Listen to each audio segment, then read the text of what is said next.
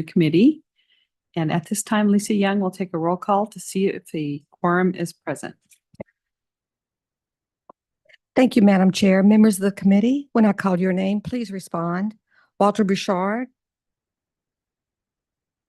Vince Wolpert, Kelly McKenzie, Present. thank you. Beverly Chanowski, Present. thank you. Mike Denby, I'm here. thank you. Steve Trussell, J.C. Porter, Dave Barry, Kim Anderson, Miguel Esquivel, Present. thank you. Kenya Lugo Waite, Anita Lee, Ron Gritman, Hondo Judd, Present.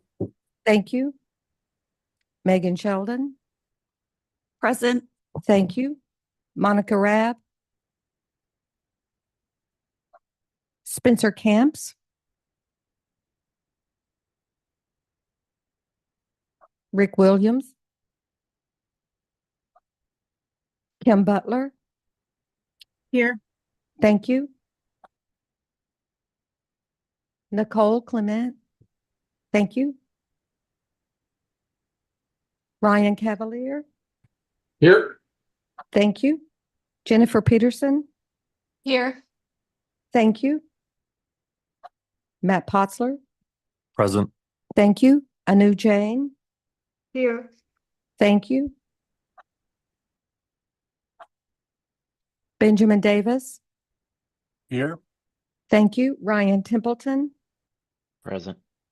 thank you. Derek Castaneda, Present. thank you. Brody Lynn, Present. thank you. Jonathan Futch, Present. thank you. John Woods, Present. thank you. Mike Chamberlain, Here. thank you. Robert Forrest, Susie Stevens. Madam Chair, we have a quorum. Thank you. A quorum is now present. Good afternoon, members of the MAG Air Quality Technical Advisory Committee. This meeting is now called to order. For those around the table, please turn on your microphone when speaking. For those participating via Zoom, please state your name when making a comment or asking a question. The MAG public comment process allows members of the public to comment on items on today's agenda or on items that fall under MAG's jurisdiction. If you would like to comment in today's meeting, please complete the request to speak form located on the meeting counter. MAG staff can also assist with any questions you may have. If you parked in the garage, parking validators are available on the meeting room counter. If you purchased a transit ticket to come to the meeting, please see staff for a ticket. Hearing assisted devices are also available from MAG staff. Our next item is a call to the audience. This is the opportunity for the public to comment on items that fall under MAG's jurisdiction that are not on the agenda, informational items or items on the agenda for discussion and not for action. 15 minutes will be provided for the call to the audience unless the chair requests an exception to this limit. I have not received any requests to speak from the audience. MAG staff, anything? No requests were received. Thank you. MAG also provides the opportunity for members of the public to submit written comments via the MAG website. Any comments received 2 hours prior to the meeting have been shared with committee members in advance of the meeting for consideration and will be included in the formal meeting minutes. MAG staff, have we received any online written comments for the call to the audience? Madam Chair, no written comments were received. Thank you. We'll move on to item number 3, approval of the June 27th, 2024 meeting minutes. Does any member of the committee have questions?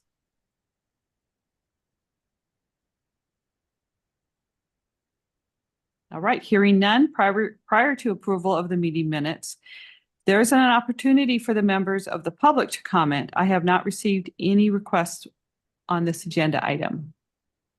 MAG staff, have you received any online written comments for this item? Madam Chair, no online written comments were received. Thank you. Is there a motion to approve agenda item number 3?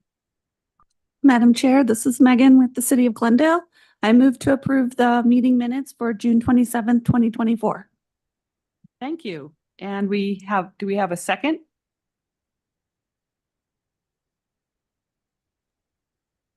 Madam Chair, this is Ryan Templeton. I second. Thank you. So we have a motion from Megan Shelton. I didn't hear Templeton's first name, sorry. Ryan, thank you, Ryan. A roll call vote will be taken at this time by Lisa Young. Thank you, Madam Chair. Members of the committee, when I call your name, please state your vote. Walter Bouchard. Vince Wolpert. Kelly McKenzie. Aye. Thank you. Beverly Chanowski.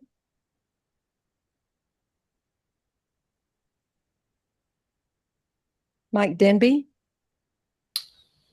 Aye. Thank you. J.C. Porter.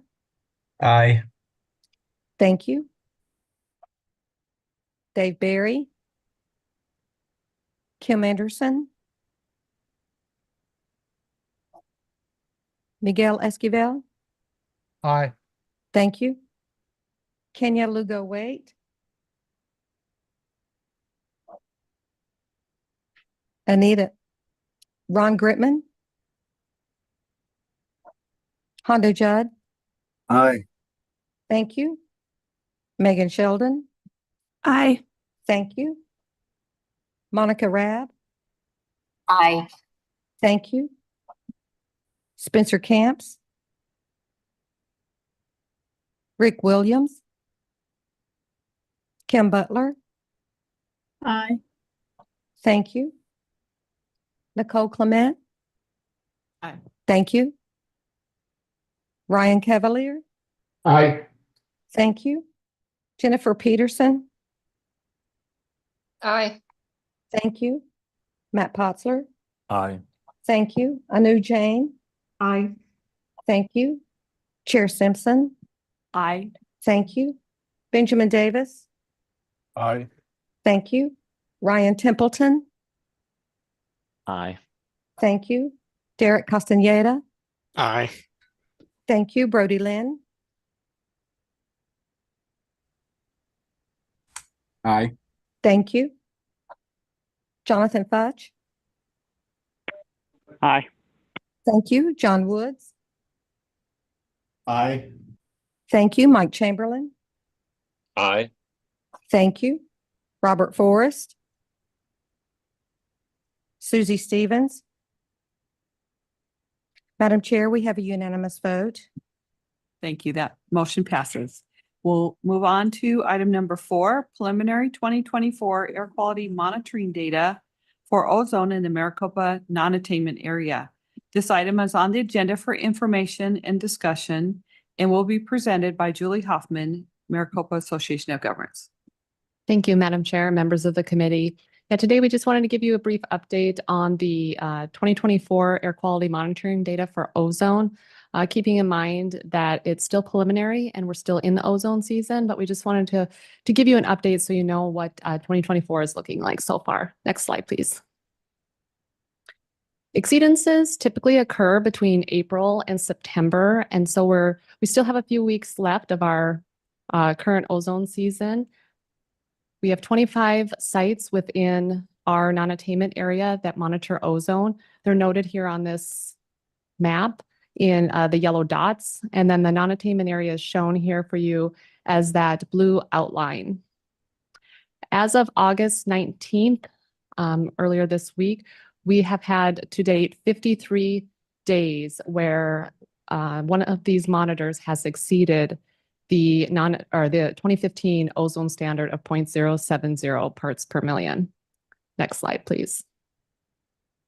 This chart here shows the number of monitors violating the 2015 8-hour ozone standard.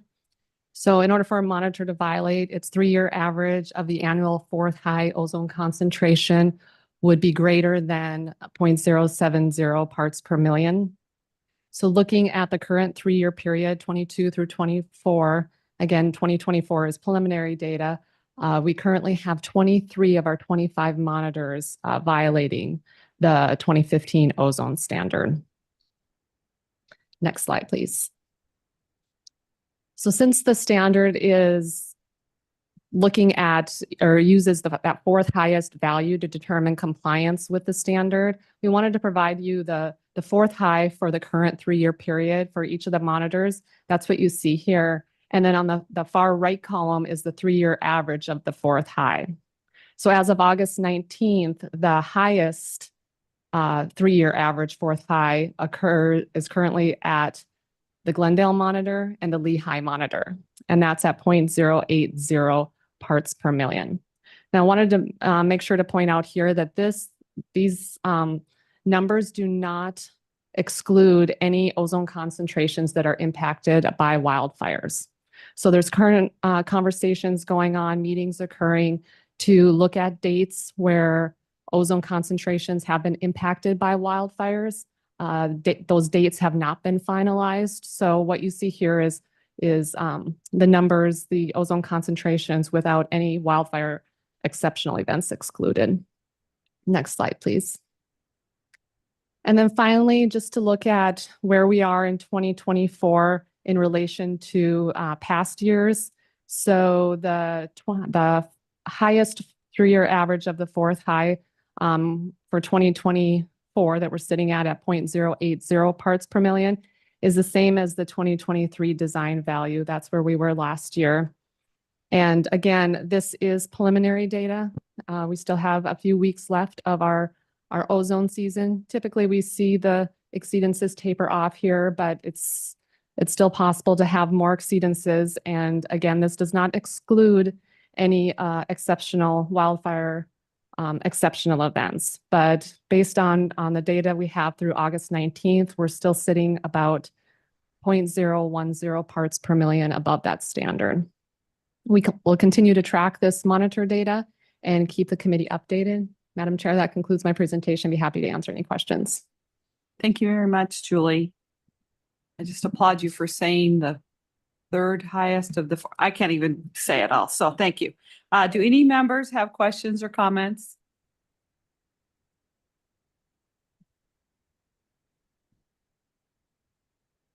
Okay, thank you. We'll move on to item number 5, update on planning efforts to address the 2015 ozone standard in the Maricopa non-attainment area. This item is on the agenda for information and discussion and will be presented by Matt Poppin, Maricopa Association of Governments. Thank you, Madam Chair and members of the committee. Yeah, today we're going to be giving you another update on the planning efforts to address the 2015 ozone standard. This is certainly going to be a standing item that you're going to be hearing about for quite a while, but we want to give you the latest information we have so far. Next slide. So as was mentioned in the prior agenda item, this is a recap of a summary of the ozone data. This is through 2023. So this is the official ozone data since we're not through the 2024 ozone season. And you can see our current design value is at 80 parts per billion or 0.08 parts per million, which is 10 parts per billion above the standard. If you were to remove some dates that have been identified as being impacted by wildfires, the value would get as low as 76 for the 3-year period of 2021 through 2023. But the current regulatory value is 80, which is significantly higher than the standard. Next slide. Thank you. Yeah. Oh, if we can just go, yeah, we're just going to. So I wanted, because of that, I wanted to kind of go over the timeline with you and go through these bullets individually, as this timeline is really the driving factor in the planning work that MAG has to complete to address a number of items related to ozone. So as a reminder, one of the things that's driving our planning efforts is EPA's finding a failure to submit a moderate area plan, which they issued back in November 17th, 2023. That action by EPA did trigger a series of sanctions clocks that we are still under, and you will see we have plans to address those. Next bullet. One of the other dates of import that just passed recently, a couple weeks ago, was the moderate area attainment date. This was the date that the ozone non-attainment area was required to have ozone concentrations of 70 or less to show attainment with the standard. And obviously, based on the prior slide that was just shown, we're still 10 parts per billion over that standard. So the Maricopa area failed to attain the moderate area attainment date by August 3rd, 2024. Next bullet. So based on that, EPA will be reclassifying the area from a moderate area to a serious area. Next bullet.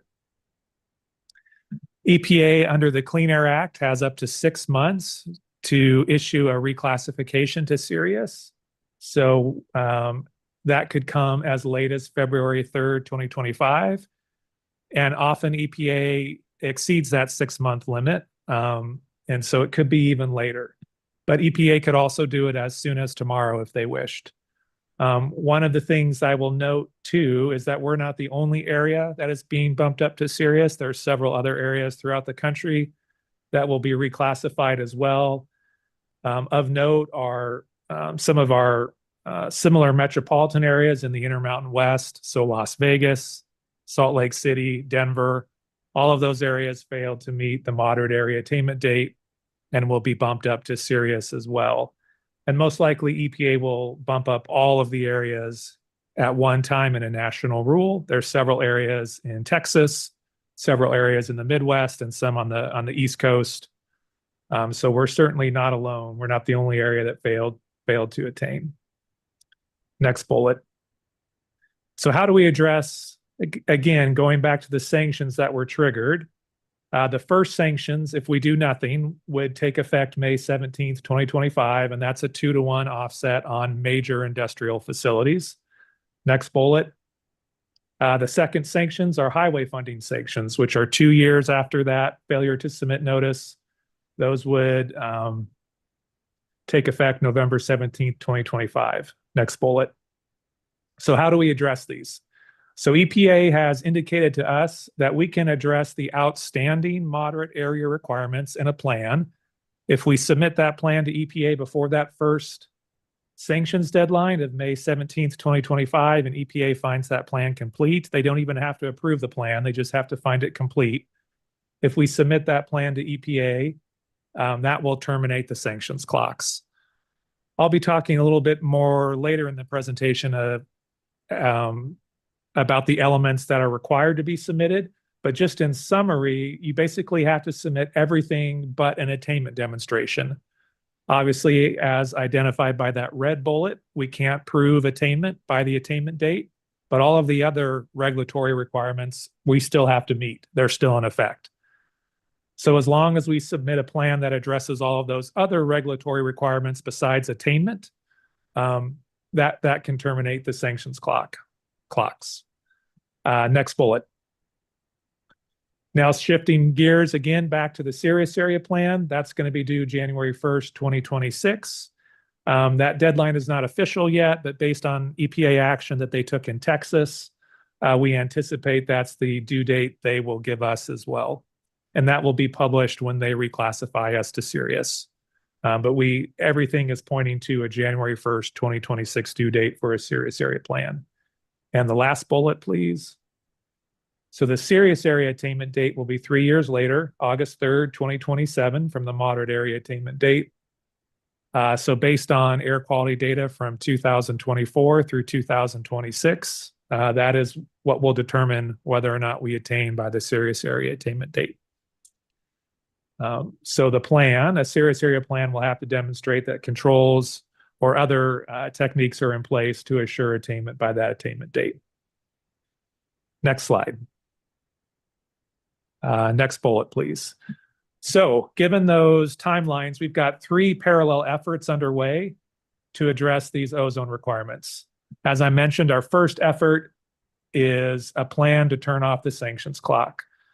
So you'll be hearing more about this plan as we move forward, but we will be putting that together, putting a draft together by the end of this year. We'll probably go out to public notice January, February, and then go through our committee process to get approval so it can be submitted up to EPA by ADEQ before that first sanctions clock is triggered. Second item, please. So while we're working on that, we're also simultaneously working on a serious area plan. So where we are with that, and just in summary, we're still in the emissions inventory development stage. Once that is finished, we'll be able to do modeling, and that will determine the amount of ozone reductions needed to attain by the attainment date. And it will also inform what type of plan we should submit to EPA, which I'll talk on a little bit further. And third bullet, and then lastly, as we've talked about a lot, because of the challenges that exist, everybody can see the ozone data has been high for quite a while now. While we work on these plans, we also have continued engagement with EPA to address our regional ozone challenges. And there's kind of 3 items to that. The first item is new science to explain why local emission reductions have not resulted in lower ozone, and also continued requests for regulatory relief and new guidance on ozone exceedances related to wildfires and international transport.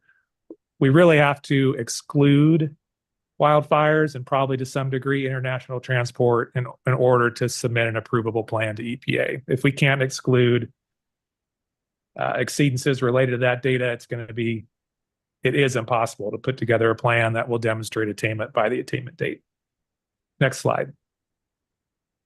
So going into detail a little bit more about these moderate area requirements. The first bullet is reasonably available control technology. This is largely already completed by Maricopa County.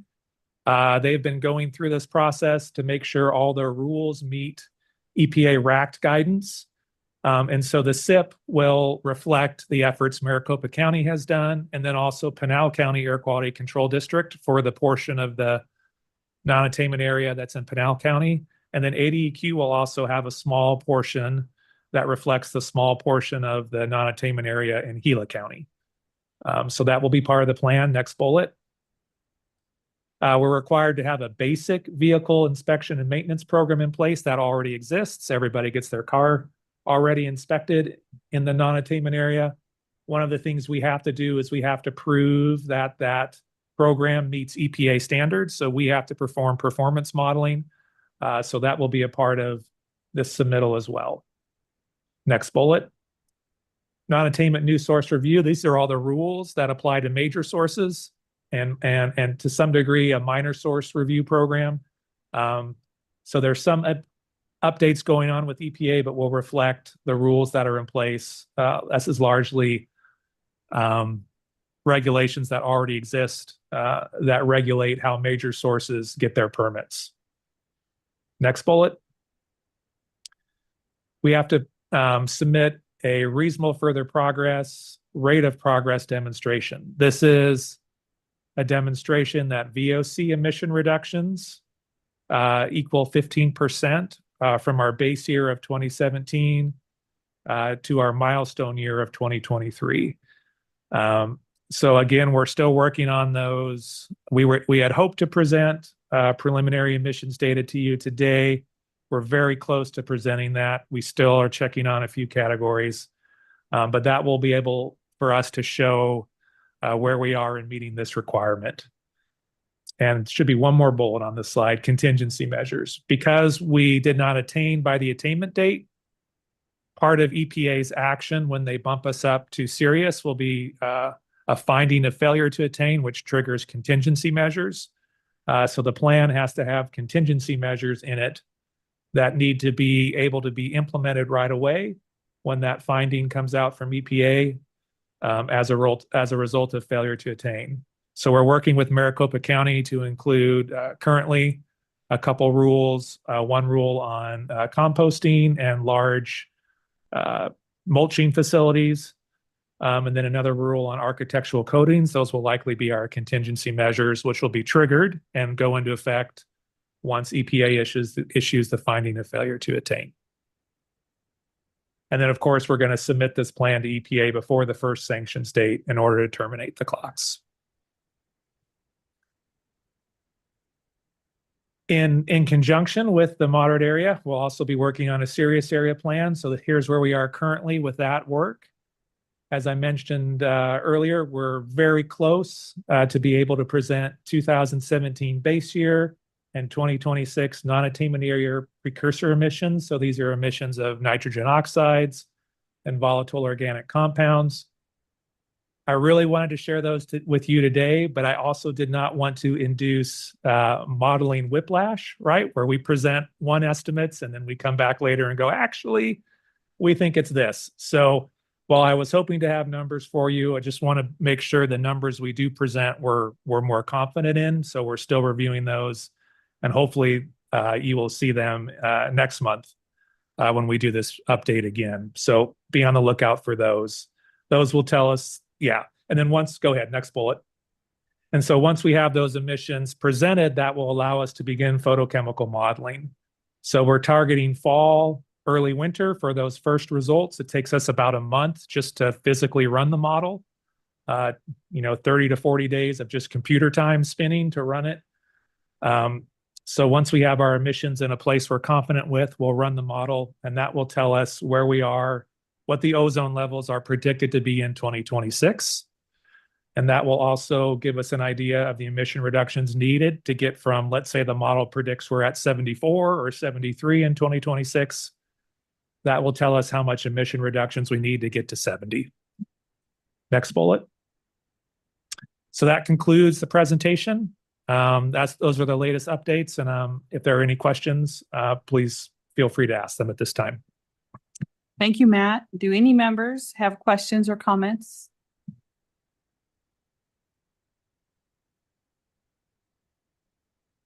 All right, thank you very much. A lot of good information. I know you guys are working hard to try to meet those deadlines. Our next item is analysis of diurnal and speciated PM 2.5 concentration data in the Maricopa region. This item is on the agenda for information and discussion and will be presented by Matt Poppin. Thank you, Madam Chair and members of the committee. Next slide, please.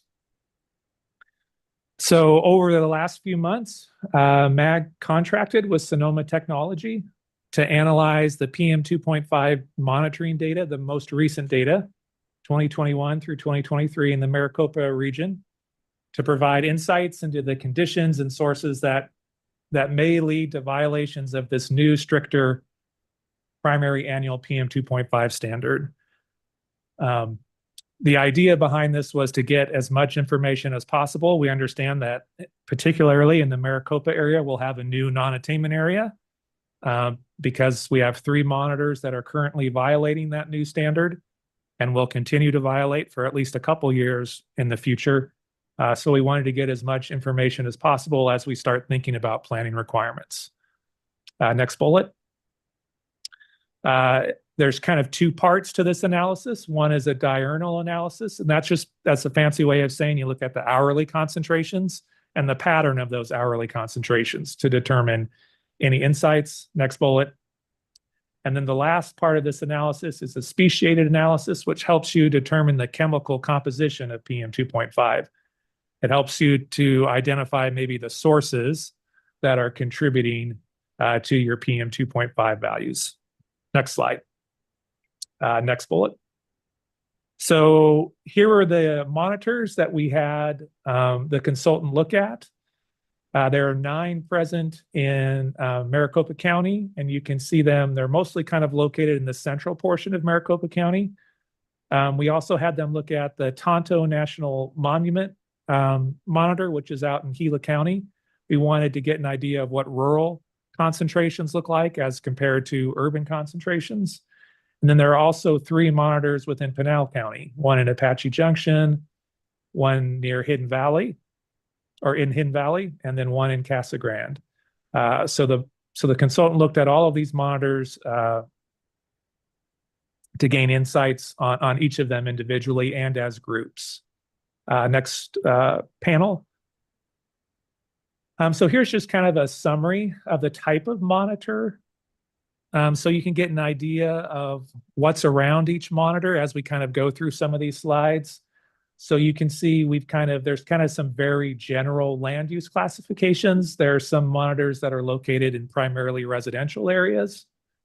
There's others that are located in commercial or industrial areas. And then we have one, the Tonto is just out in the desert. And so in addition to those kind of land use, there's also locations. So we have suburban monitors, we have monitors that are located in very urbanized city center areas, and we have rural monitors as well. So those kind of where the monitor is located, it can be a contributor to the type of concentrations we see at each of these monitors. Next slide. So what I'm trying to do today is just provide kind of a highlight of the analysis. The full analysis was included in your agenda packet. So if you want to read through the full reports, they are provided in their entirety within your agenda packet. But I wanted to kind of pull out some of the graphics today and go over some of the highlights. So this graphic is trying to provide a summary of how the individual monitors are similar and both different to each other. And so you can see the colors represent an individual monitor, and the sort of the width of the color is the difference between the average. So the average is going to be the solid line, and then you have the 95th confidence interval. So that's looking at basically 95% of the concentrations is the bar that's associated with each of those lines. Kind of gives you a range that average would normally fall within.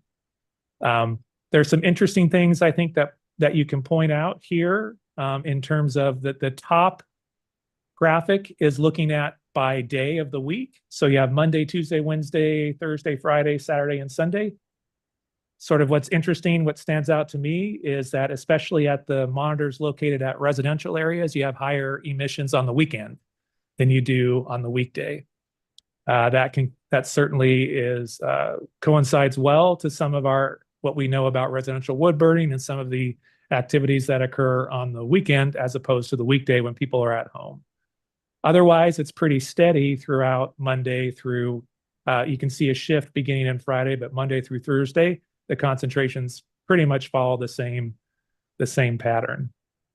When you look at sort of the bottom graphics here, the next one is by hour. So you can see how the concentrations go by hour, and you can see there's certainly a peak around that 6 a.m. time. That's when traffic is starting to kick up, and people are starting to head into work.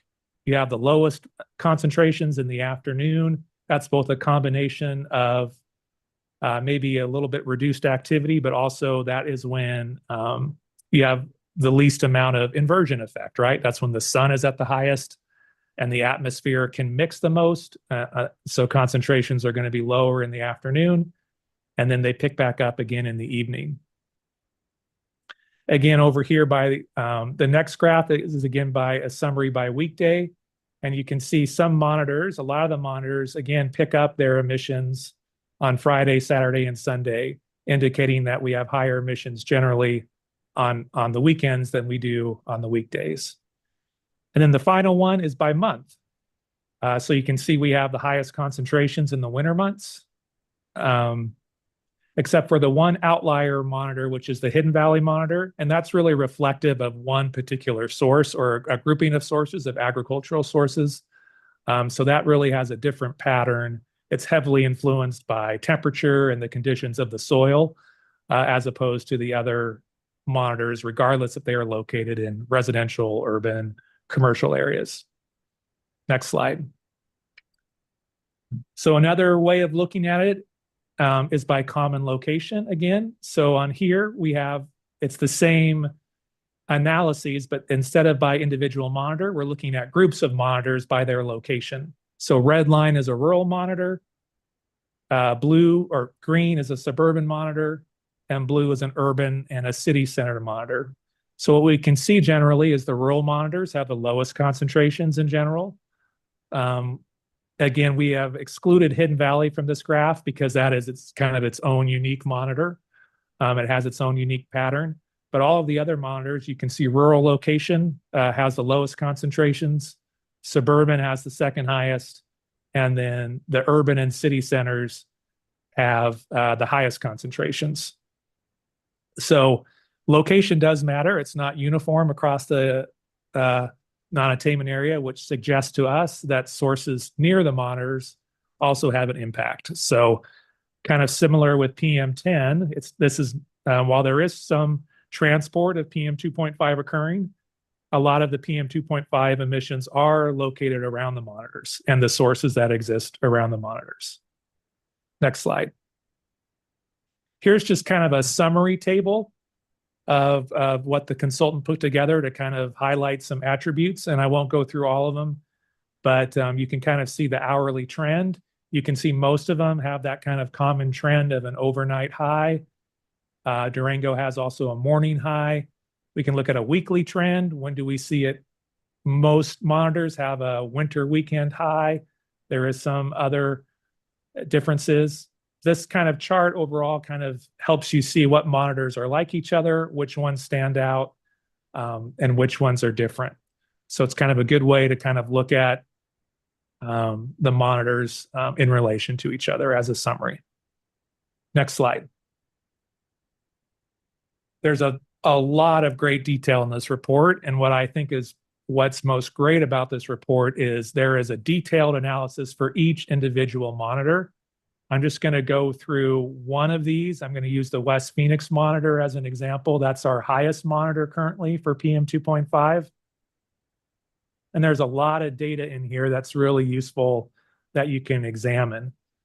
The first charts, those line charts, so starting with 2021 at the top, it's for every day, 2022, and then 2023. Every time you have a red dot, that's when the concentration has exceeded the historical 95th percentile. So you can kind of see what this graph is telling us is that the concentrations at West Phoenix continue to remain high based on historical norms. So you have a lot of days exceeding the 95th percentile. On average, you would only expect, 5% of the days to exclude it, but you have way more than that. So we're continuing to see high concentrations at the West Phoenix monitor. What you really can't see because the concentrations are still high in this graph is you can see it better in other monitor sites, is behind those lines is a gray, kind of a shaded gray, and that shows you the historical averages. Off to the right is what's known as a polar plot. So that's a combination of wind speed and PM10 concentration, as well as wind direction. The top polar plot, so these are the highest 95th percentile concentrations again. The top polar plot is by season. So the first quadrant is winter, spring, summer, and then autumn. What it really tells you is when you look at winter, you see that red dot in the middle. That tells you the wind speed is very low, but the PM10 concentrations are very high. So most of the concentrations are located right around the monitor. As compared to summer, which is right below winter, you can see the highest concentrations there in orange is related to more wind speed out of the southwest quadrant. So you can kind of look at these plots and kind of get an idea of how wind speed, wind direction affects concentrations over time. Next slide. In addition to that, we had this for all monitors, but earlier in the presentation, but this is the summary for each individual monitor. So at the top, again, we have the weekday analysis, Monday through Sunday, and it's separated by 4 seasons, right? You can barely see spring on this graph because the concentrations are kind of low and that color doesn't show up very well on the PowerPoint, but it's one of the lower ones. So summer is yellow. So spring, summer, and autumn are pretty much the same. You can really see the highest concentrations are in winter and on the weekdays at West Phoenix. Again, when you look at the hourly concentrations, they kind of all follow the same trend, but certainly highlighted strongest in winter in that purple color. And then similarly, day of the week, again, winter is by far our highest season. And then you can see the monthly totals as well. So these graphs are really interesting if you're interested in a particular monitor These graphs exist for each one of those. Next slide. This is some addition. Maybe I put that in there. Can you go back one slide?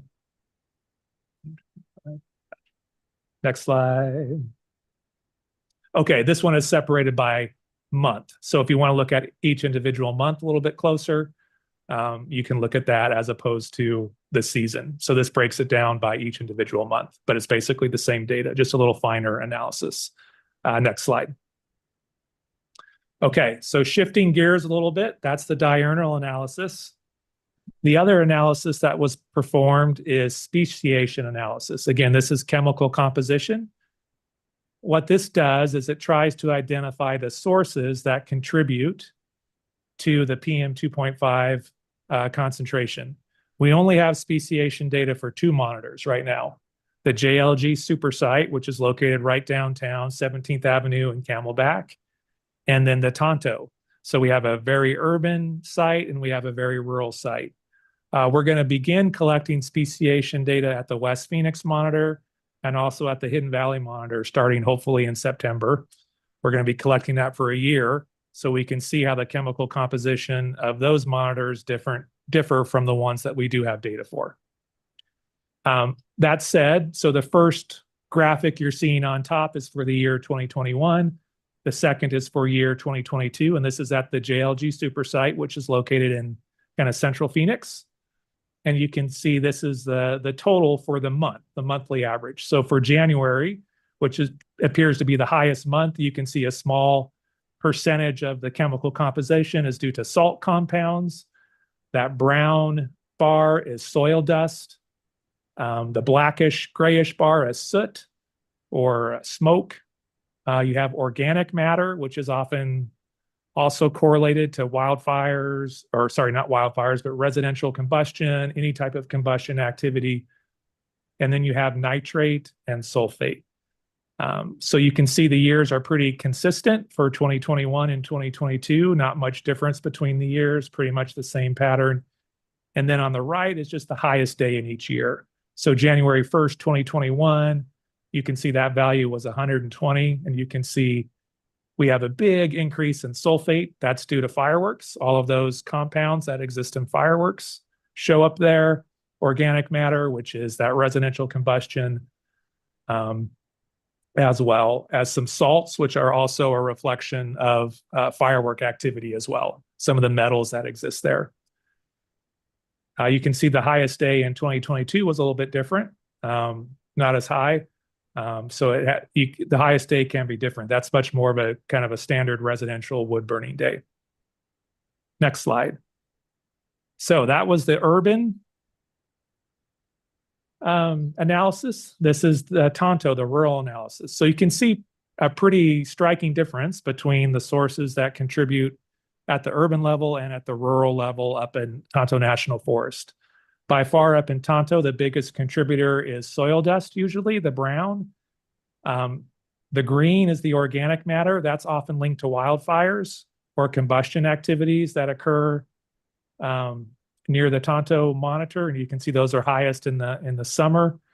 And then you also have sulfate and nitrate, which are pretty consistent throughout. Those are the 2 chemicals that transport the most. Which is why you kind of see kind of a nice steady bell curve. Those are related to energy consumption generally. So those are power plants throughout the West. And we know it's super hot in the West, right? So you usually see higher sulfates in the summer months when those electric generating units are at their highest throughout the West. That's usually the core component of sulfate. Sulfate can be linked to chemical composition as well, but it's primarily EGU activity over time. Next slide. I've got 2 more on speciation, and then I have 1 more summary to fill it up. So in addition to those raw chemical composition, you can use a statistical model to group those chemicals together to kind of come up with sources. And so the consultant did that to come up with these source factors. So again, we're now back at the downtown monitor down at 17th Avenue and Camelback. And so one of the sources, you can't even really see it, but it was a source that constantly showed up, was ammonia sources. but it's so small it doesn't even really show up. The biggest source on there is probably carbon. So that's all the combustion activity. And that makes sense. January, December, November, our residential wood burning time. February, that's when we see the highest carbon concentrations, and that's related to the residential wood burning that occurs. Fireworks is that small little green bar. While it doesn't represent a big portion in terms of monthly totals, on a daily basis, it has a huge impact. So you can see we got fireworks activities in December and January around the holidays, and then you can see it show up a little bit thicker in July when we get around July 4th as well. The industrial one is very small as well. It doesn't usually show up. Those are metals primarily, industrial kind of processes. Nitrates, those are going to be any combustion activity. So that could be vehicle exhaust, as well as residential wood burning exhaust as well. Soil dust, again, that's disturbing the soil. You see those are highest at the urban site, kind of when the ground starts to dry out. So our months where we have the least amount of rain, April through June, is when those are the highest, and we get the most dust. And then that sulfate, again, that's sort of related to overall combustion activities throughout the Intermountain West. Next slide. And then this is the same analysis, but at the rural monitor again. Again, you can see quite a bit of difference. Again, the highest impact at that rural monitor is soil dust. So windblown dust activity, that's going to be the highest activity out there at the Tonto National Forest. Carbon, again, that's going to be wildfire activity, other burnings that may occur. Kind of a smaller slice for generalized industrial activity. Again, those are metals. So if there's any metal processing that's occurring, that can show up in there as well. Nitrate is kind of see how that's kind of steady over time. That kind of makes sense in terms of vehicle exhaust. That's going to be pretty steady throughout the year in kind of a rural area. And then the purple, again, is that sulfate curve, which is kind of that natural, kind of represents emissions, kind of more transportable emissions of sulfate throughout the year. Next slide. So there are a few other factors analyzed in the reports I just want to highlight. First bullet, holiday fireworks. The report goes into details. It's pretty clear that fireworks have when fireworks occur, they have a huge impact on PM 2.5s. Thankfully, they only tend to occur on New Year's Eve, Christmas Eve, and July 4th. But when they occur, they raise PM 2.5 concentrations substantially, and you can see it in the diurnal data and in the speciation data. Next slide. There's also an analysis of wildfire events.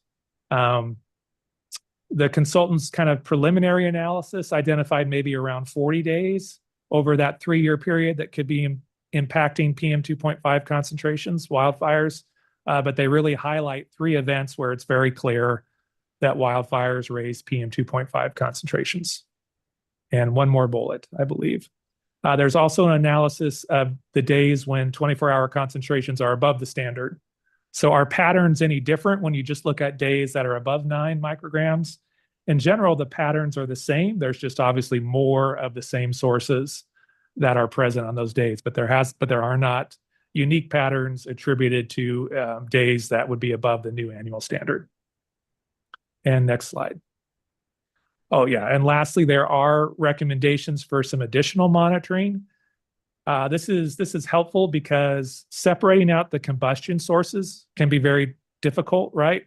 So both vehicle exhaust, for example, residential wood burning, fireworks, they all produce nitrates, and they all produce organic carbon. So sometimes it's hard to separate out the differences, but there are some additional monitoring that can be done to help separate those out. So there's some recommendations that could be looked at to do some additional monitoring. That's a lot of information, but I hope you found those highlights helpful. If there's any questions, feel free to ask them at this time. Thank you again, Matt. Very, very informative. I appreciate that. Do any members have any questions or comments? This is Michael Denby. I have a question for you. Yes, thank you. Great presentation, Matt, this and the prior one. Thank you all. I guess my questions, I don't know much about the PM 2.5 monitoring historically, but I was just curious how much of that is potentially transport, much as we're running into transport issues with ozone. Is PM 2.5 a transport concern? I mean, nitrates, just off the top of my, I'm sorry, sulfates off the top of my head, like coal-fired combustion creates a lot of sulfates or potentially does, but that's all up in the eastern rim country. Is there potential, and there's no coal combustion that I'm aware of in California. So is there a transport issue? Have we looked at that? Do we have monitoring data that talks about transport of any of this stuff? Or am I just completely on the wrong wavelength? Yeah, thank you, Michael and Madam Chair. Yeah, I think you can definitely see transport in nitrate and sulfates. And I think one way we look for consistent patterns, right? So we saw that really smooth bell curve for sulfates. So PM 2.5 can form secondarily, right? And I think that is what's being picked up when we capture that sulfate values. And I would say nitrates to some degrees, especially when you look at the Tonto monitor. The Tonto monitor is a good gauge for trying to get an idea of what is transportable and what is not. So I certainly think nitrates and sulfates, those are the transportable portions of PM 2.5. And it's certainly indicative more of general activity throughout the Intermountain West as opposed to localized activity. You're right. It's not like we have coal power plants locally that are generating those sulfate values. Those are generally transported in. But I think the diurnal analysis does show that location does matter, right? So when you see that diurnal analysis, we do see that for things like obviously resuspended soil, dust, for even the residential wood burning, even some probably vehicle exhaust locally. Where the monitors are located, there are significant differences between the monitors, even within our non-attainment area. So it's both a combination of transport and a combination of localized sources. I don't know what the exact percentage split is. I think that's when you'd actually do photochemical modeling or some other type of modeling to discover what that actual split is. Is it 70-30? Is it 50-50? That's where kind of modeling comes in. But you can gain some insights from this data that was presented today. And that was kind of the hope, is we would get some idea of how much is transportable, how much is generated locally, and that will kind of give us a starting point to examine it further. Thank you. Any further questions, Michael? That was excellent. I appreciate the response. Just a simple question. I was trying to look for it. What is the EPA standard for PM 2.5? What is it currently, and what are they looking to go to? So when we look at these charts, I can put some perspective on what I'm seeing. Yeah, so what we're looking at is the new standard. What we're most concerned about is the new annual standard of 9 micrograms. And that's what they started at 12 and they lowered it to 9. That's an annual standard. So that means you take all of the 24-hour concentrations throughout the year and average it. And if it's above 9, you exceed. And then EPA still has the current daily standard of 35, which we meet, and we don't have any problem meeting that standard. So really the standard that we're most concerned about is the annual standard, which is 9. Thank you. And Thank you. Megan from City of Glendale, you had a question? Yes, I was just wondering how these reports might help inform the PM 2.5 non-attainment area boundaries that are being worked on right now. Yeah, so we worked kind of in conjunction with ADEQ on these reports. They were partnering us, working with our consultant. And so they have all this information, and a lot of it tracks very similar to the information they've already developed. And so hopefully, which is a good sign, I think, right, that the information is similar. So, but hopefully this information can be used to better define, maybe better provide some better justifications for what that boundary may be. Thank you. Any further questions?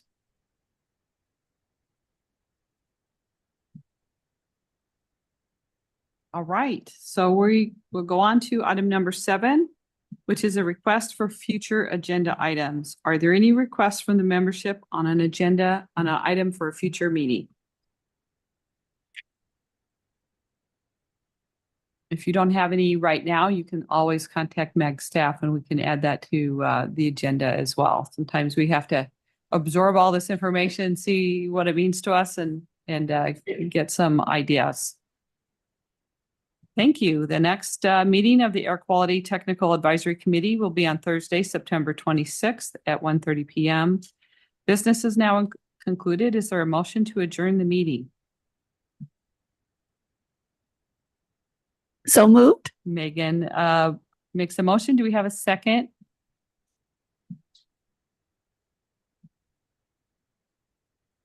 Come on, Matt.